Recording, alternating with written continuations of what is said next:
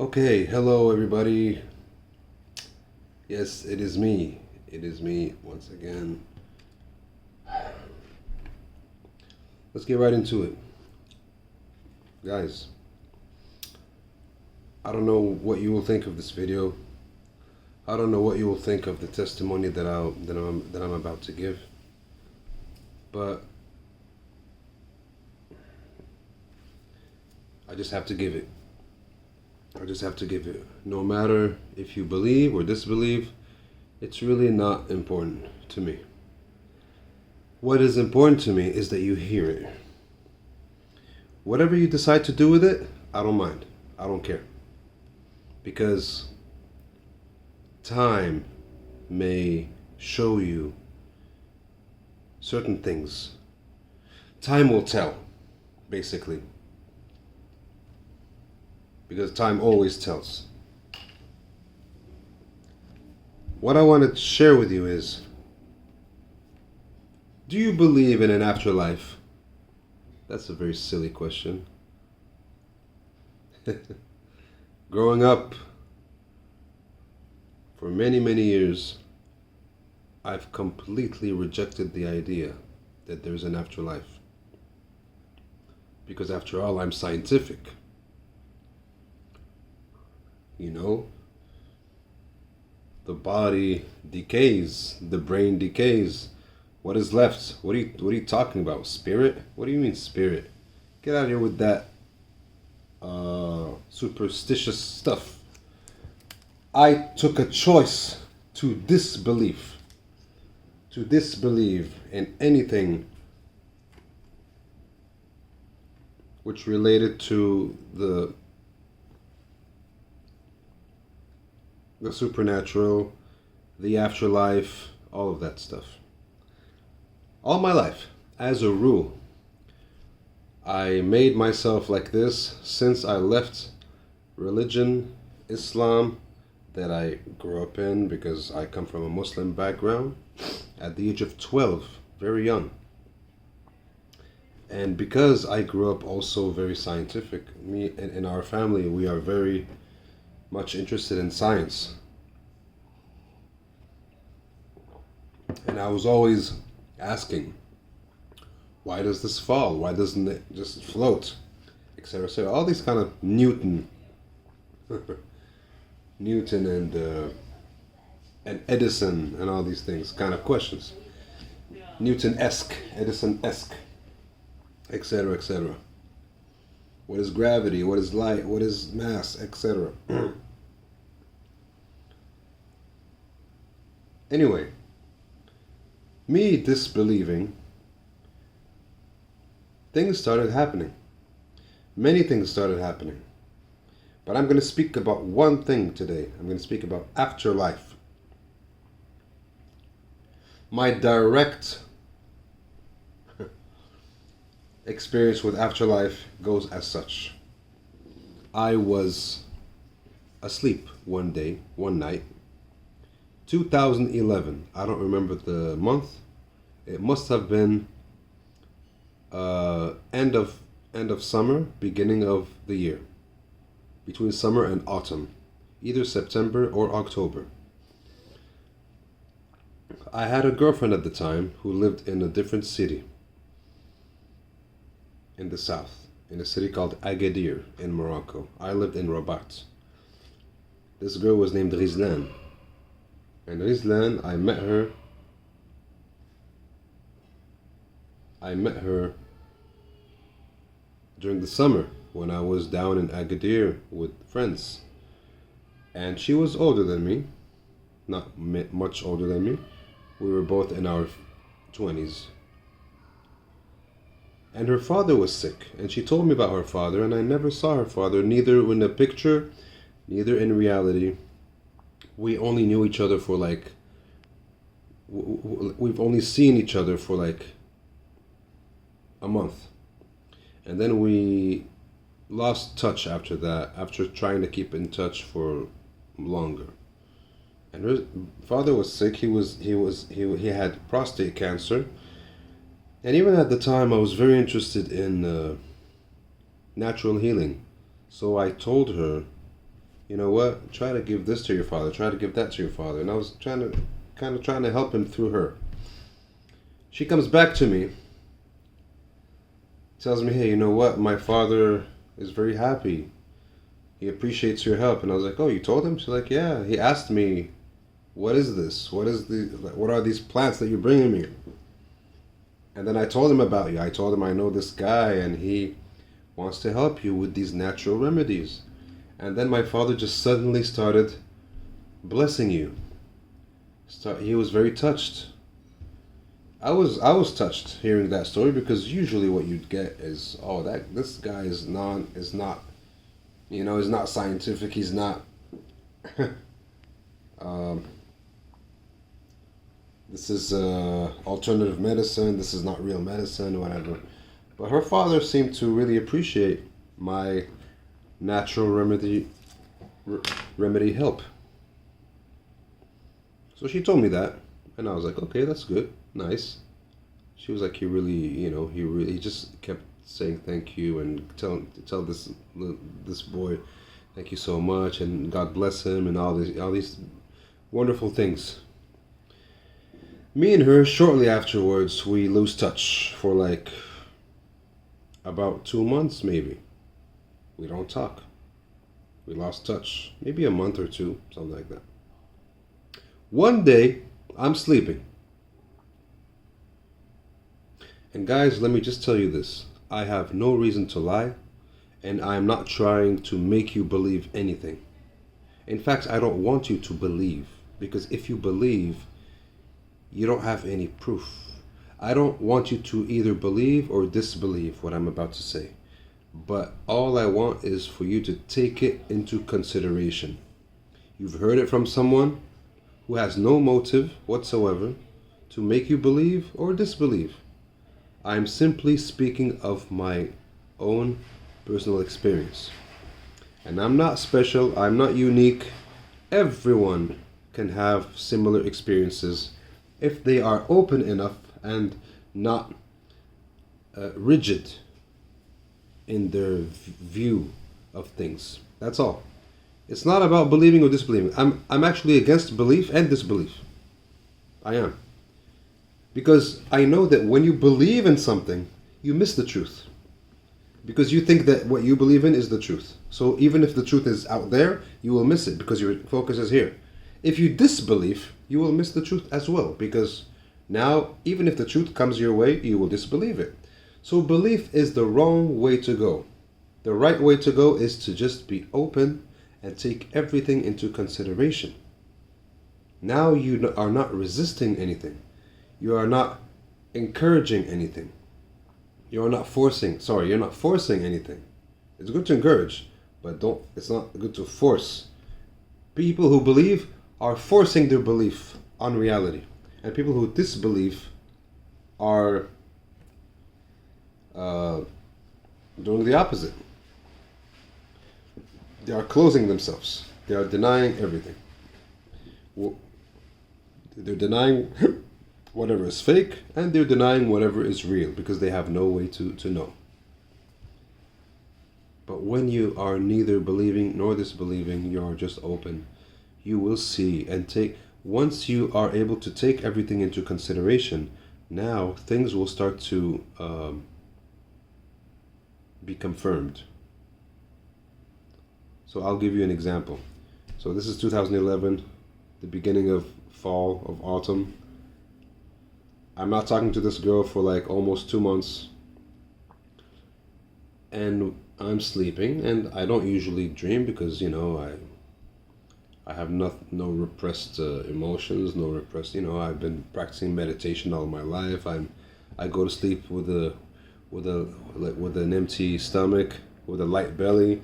I don't have anything going on that will give me all these dreams, let alone nightmares. I've stopped having nightmares a long time ago, and that's such an amazing thing because I got into meditation very early, and it just cleared my mind, and it brought all the subconscious to the surface. So I'm really like, my mind is clear. Like, it's extremely rare for me to dream anything. So here I am, sleeping, sorry. And I see this man. This man appears in my dream. I've never seen this man in my life. I don't even know someone who looks like this man. It's funny because some experts would say, oh, in your dream, all the things that you've seen and know from your daily life just start to come up. Well, this man I've never seen in my life. And I know that for a fact. I've never seen anyone who looks like him. This man is tall, skinny, like really skinny, dressed in white, like white robe or something. Not robe, but like kind of like a hospital clothes. White hair, big glasses, white mustache. A very lovely and adorable face. And he comes to me in my dream and he says, "My son, thank you so much for trying to help me. That was very sweet and kind of you. I will never forget it." Something along those lines. I'm just paraphrasing, guys. I don't remember the exact words. It was in Arabic. He spoke to me in Arabic, but he was just thanking me for quite some time. It was not just like a thank you and then no. He was like, "Thank you so much," and this and that, and trying to help me. He said that. And then he says, "But I have to go." That's all he says. I have to go. I came to say goodbye. I have to go. And I came to say goodbye. Yeah. I am not speaking. In my dream, I'm just listening and watching. And then he just starts to move away, and then I wake up. And the funny thing is, when I wake up, no one told me who this man was. I don't know who this man was. I've never seen him. But immediately, a certainty in my conscience, in my consciousness, is telling me this is Rizlan's father. And I'm like, come on, man. Come on, Omar. Stop thinking. Stop having these negative thoughts. I'm sure he's okay. Why are you thinking that it's him? And he's clearly, this man in your dream clearly says that he has to go, so he's clearly dead. Whatever the dream means, if the dream means anything, because that's another thing. I was having, like, before all this started to happen, I was starting to become very good at decoding dreams.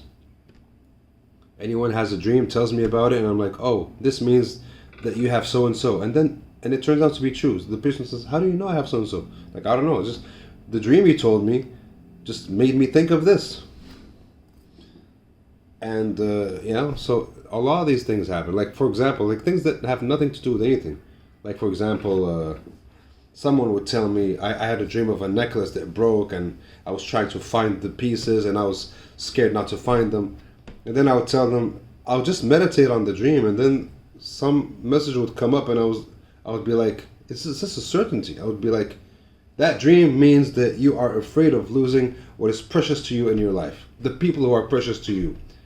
You are afraid of losing them because you're lonely and you need those people in your life. And I don't know that. I just said that. Just the first thing that came to me. And the people just like almost become emotional. And start to tell me, you know what, man, that's exactly how I feel. How did you know that? And I'm like, I don't know that. I have no way to know that. I'm just telling you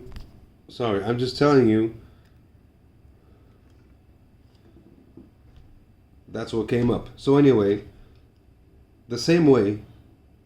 So now this is my dream, and I dream, and I'm like, this message is coming to my mind. Like, this is Rizan's father, and he came to say goodbye, and he passed away, and I'm like, come on, man. Like my logical mind is going, come on, man. Where am I getting all these all these thoughts?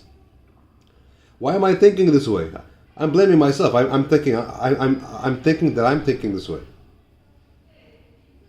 But these thoughts are being imposed on me. I'm not thinking them. But of course, who would tell you this?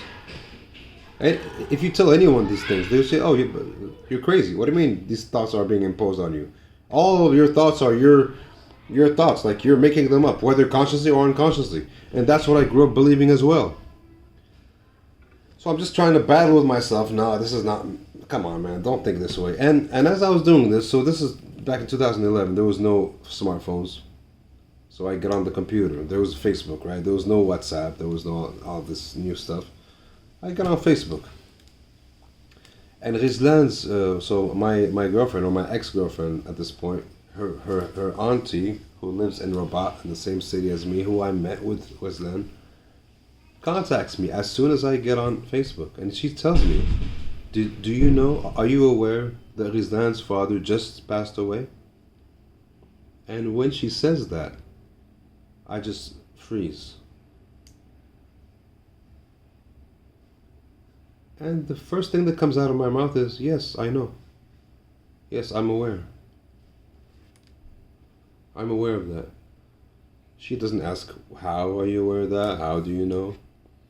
She just proceeds to say, yeah, well, the funeral, this, that, yeah, we'll talk to her. I spoke to Rizan 1 month afterwards. 1 month after her father passed away. After presenting my condolences and everything. And I told her about this dream. And I told her about the man I saw in my dream. Exactly the way I told you. Thin, tall, wearing white clothes. I do not know if it was hospital clothes or not, but he was wearing white. That's all. White hair.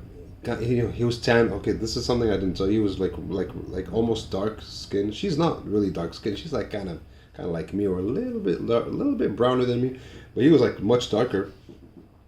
White mustache, all these things, big glasses, big square glasses, and she just froze, and she's like, you have just described my father to a T, like exactly.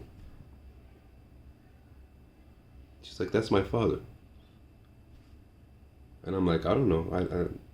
I never saw the man. She never even described him to me. She never, like, we never even, the only thing she told me about her father is that he has cancer. And that's it. And I'm like, I'm sorry, and I'm going to try to help you. That's it. She never, like, came and, like, here's his picture, or here's what he looks like. Never. And she knows this, and I know this. That's why it was so hard to believe when this happened to me, a person who all his life was very scientific. But I was, at the same time, like I told you guys, I was always open to take everything into consideration. I was not one of these people who just denies everything if I don't have any proof for anything, so I just go the other extreme, like, yeah, this is wrong, it's not true. No. I'm like, I don't know. So this happened. But I was still pretty hard-headed, which is normal. I was a skeptical person, so I'm like, come on, man, this can't be real. It's just a coincidence. The next year, 2012, the same thing happens again with another person. This time, it's windy outside. This time, it's my second mother, Fatima's mother, Aisha. Her name's Aisha. We call her Mui Aisha. Mui Aisha it just means Mother Aisha. So the nephews of my second mother, Fatima, are like my family as well, like my brothers and sisters. They call her Mui Aisha, Mother Aisha, or Granny, Granny Aisha. And she was always teasing me, pulling my dreadlocks, because I used to have dreadlocks at that time. She would not hear very well, but she was teasing all the time and stuff, and she couldn't walk because she had fell and broke her pelvis or something, and anyway. But she was still alive. I mean, and I didn't see them for a long time. 6 months I haven't seen them or heard of them, because I was also caught up with life and looking for work and whatever, things of life. Everybody's. One day, again, this is 2012, I don't remember which month it was. It might have been winter, or the end of winter, or spring. Something like that. I don't know. Something like that. I see Muaisha come to my dream, the same way as Rizan's father. I never had a dream of Muaisha before. And she comes to my dream, and she says, hey, my son, hello, Omar, my son. Thank you so much for everything. It was so lovely, knowing you. And take good care of yourself. But I just came to say that I have to go, I have to go, I have to leave. That's all they say all the time. None of them ever said, I'm dead. Like how we stupid humans speak. I have to go. I came to say that I have to go. In the dream, I'm like, what? Again? And then I wake up. I wake up and I am like, what the hell's going on? Come on, man. Whoever is up there, what is this? And I'm not even believing in God at this point.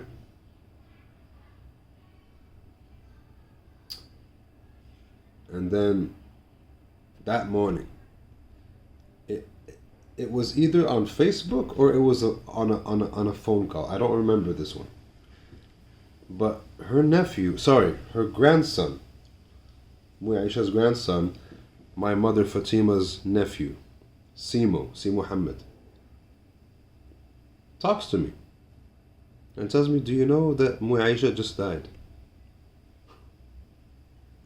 At this point, again, the first thing comes out of my mind is, my mouth is, yeah, I know. How do I know? I don't know, but I know. I don't know. I myself am super confused at this point. And I'm like, yeah, I know. And as I'm saying this, I'm trying to figure out how the hell do I know? But I know. Because I've seen it with my own eyes in my dream. At this point, all my beliefs about dreams is shattered. Everything I thought about dreams before that was, dreams are just images replaying in your mind. From your subconscious. That's how they are, right?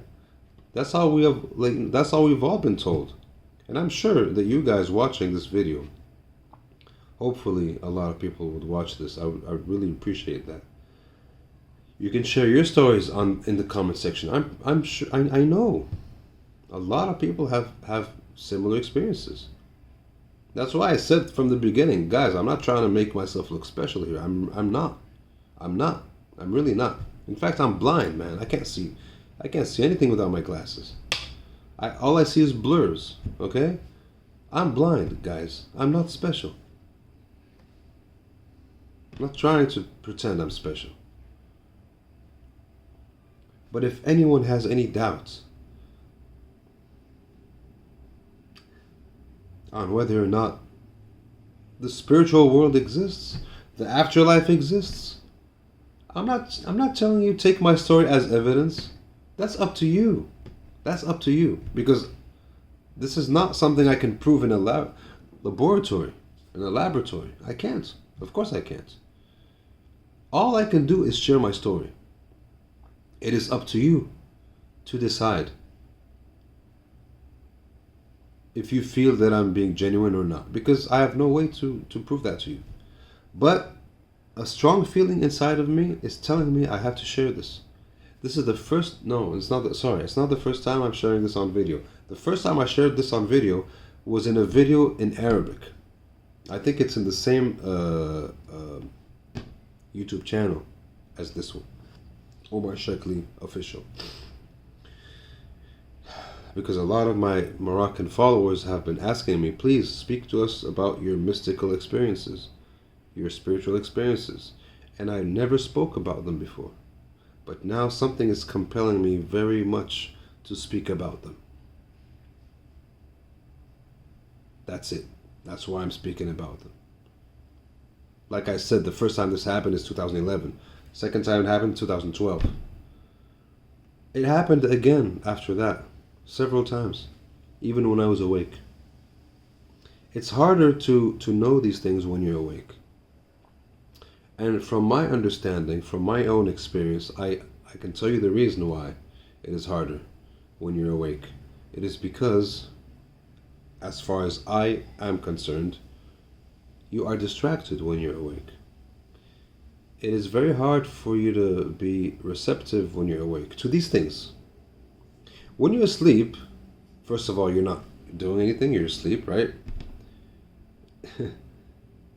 Your mind is resting, you're not resisting anything.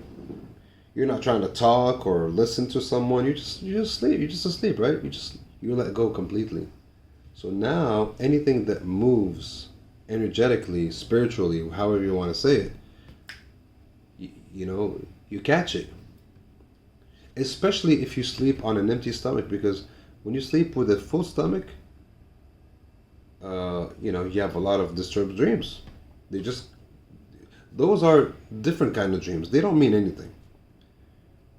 It's just you know you you've heard of this phrase, right? The second brain is the gut or the belly or whatever. Some people say it's the first brain, whatever. It's another brain, right? When you fill this other brain and you give it a lot of activity and it's digesting food and everything and it's full and you're feeling bloated, it's going to affect this brain. So it's very normal that you're going to have a lot of thoughts going up and down and emotions going up and down, because food and thought and emotion are very linked, tied together. So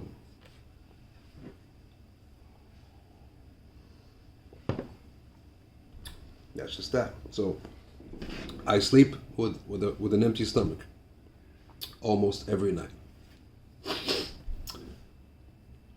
And so my mind has no reason to go all crazy. So when I dream of something in those moments, it is without exception always something to do with something going on somewhere. Unless I'm, and this is very rare when it happens, I'm under a lot of stress and thinking too much, and then I start having some dreams about what I'm thinking about. But that almost never happens, because I'm usually not that kind of person. I'm usually not someone who stresses too much. I'm usually not someone who does something that regrets. I don't do things that I would regret later, and then I'll just start thinking about them too much and just having dreams and nightmares. That's just not me. I mean, it happened, but like almost never happens. It's extremely rare in my life, in my adult life, let's say. So that's it. When these things started happening, man, I just surrendered. I'm like, God, whoever, Am I believing now? No, but I know. It's more than belief. I know that this exists. I've seen it. You've showed it. You've shown it to me. You, the creator of all things. You, the intelligence that sustains everything. No matter how we call you, you have shown me. Now all I can do is accept. I surrender myself. I surrender my ignorance. I surrender my suspicions. I surrender my doubts, because you have shown me. It's like someone, it's like, I don't know, it's like you never seen a certain animal and you think, they don't exist, and you only saw them in pictures and you thought it was only a fairy tale. And then one day someone tells you, no, here it is, here he is. And you see the animal actually right next to you. Or animal or whatever. Or a place or whoever, a person, something. Now you don't believe. Now you... I know we say, now you believe, because that's how we talk. But actually now you know. Now you know. Now you have no... Now your doubts have been taken away, because now that's it. You are seeing it in front of you. There is no need to even try to believe. You know what I mean? Which will not even help you, actually. Now you are no longer blind. Now you can see. I once was blind, now I see. From Amazing Grace. Christianity, the teachings of Jesus Christ, were never about belief. They were about knowing. He said, know thyself. The song says, I once was blind and now I see. It is about seeing and knowing. It is about experiencing. The kingdom of God is within you.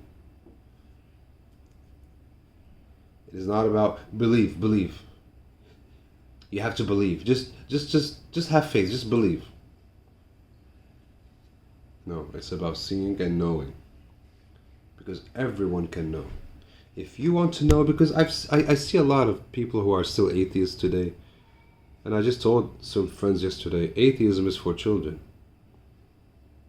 I started off as an atheist when I was 12 years old.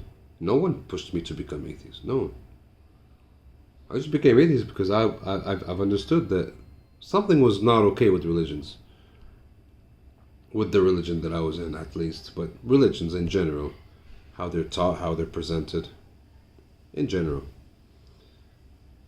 And as I became an atheist, I stayed open to the possibility of knowing what is there. And none other than God Himself, the creator of all things, showed me little by little. He was so merciful and so caring to go step by step with me and show me, my son, I'm going to give you the truth dose by dose because I know you cannot handle the whole truth. You're too weak. You will crumble. Let me help you. I'll give you the truth in small doses. Every time I'll show you one side of the truth. And that's what He did. And that's how I came to Him. And that's how today I'm a follower of His and of His Son, who gave His life for us so that we can have everlasting life and that we can be free from all sin. Because what He wanted for us is to be enlightened and to open our hearts and to be washed and filled with the grace of love. For God is love. And love is the light that takes away all the darkness. I'm not trying to be poetic. It's the truth. I've lived it. I've lived it even years before I've accepted Christ in my life. I've lived it starting from when I was 15 years old with Aikido. Discovering Aikido and the founder of Aikido, who was also Christ-like. And by the power of love was making huge, mighty opponents fall like flies. With the power of what he called was love. In combat. Not, I love you and then he falls, you know what I mean? No. In combat, they come and they just fall. He does a technique. He doesn't hurt them. He doesn't break them. He doesn't kill them. But they cannot touch him. And when he was asked, he says, this is love.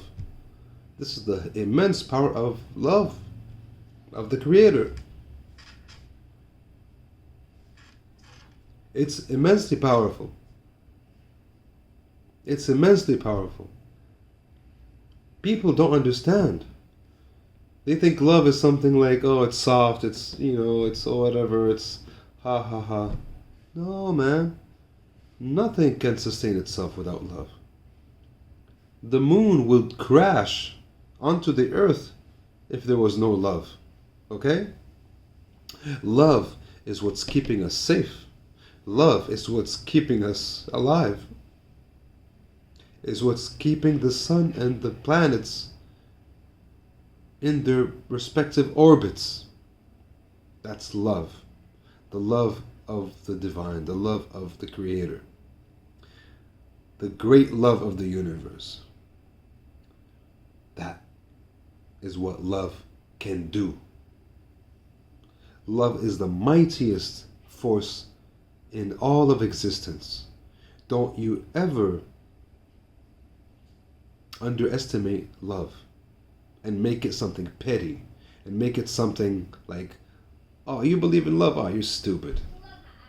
Oh, you fall in love? Oh, you're dumb. You're dumb. You fall in love and you talking about love? Get out of here, man. You're so naive. You cannot breathe, inhale and exhale if there was no love. If there was no love instilled within you, within your cells, my friend. Don't you ever misunderstand love ever again. Love has nothing to do with what you think about love. Love is what creates harmony. Nothing can exist without harmony. Music exists because of harmony.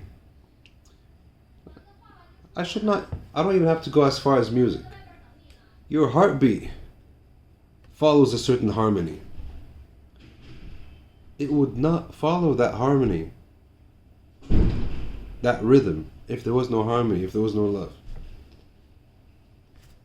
At the moment that harmony is disturbed, just a little bit, you start to fall sick. You start to fall sick. Now you can't do anything. Now you're bedridden. Now you need medicine. Now you need to go to the hospital. And if it continues, you lose your life. Because that rhythm of love, of harmony, has been disturbed. Not taken away, just disturbed a little bit. Now imagine if that was not there. How could you even exist here to be so arrogant and so, I know what I'm talking about. I know you and me. Da, da, da, da, da. That's the love of God that is giving you this possibility. Is making all of this possible for you to stand here and rant and boast and pump your chest and think you're something, because the love of the Creator is allowing you to, for now.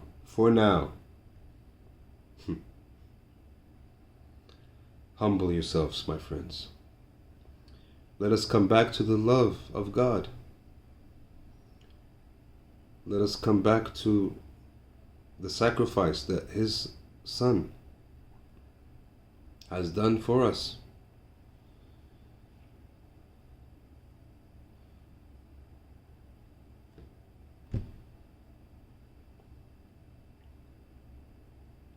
How can you not worship such a man who carried out such an act? That man was love itself. And you see what movement has followed after his beautiful sacrifice.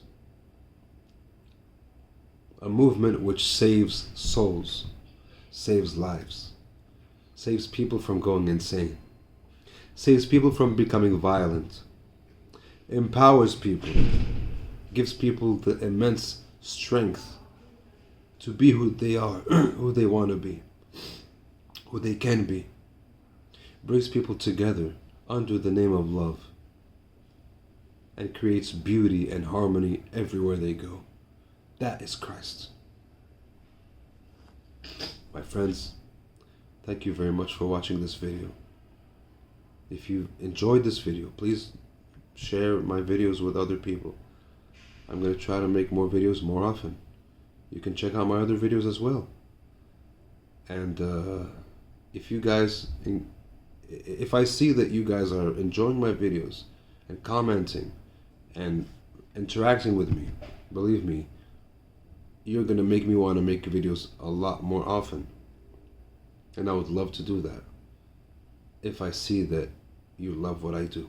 If I see that what I do has an impact on you, moves you in some way.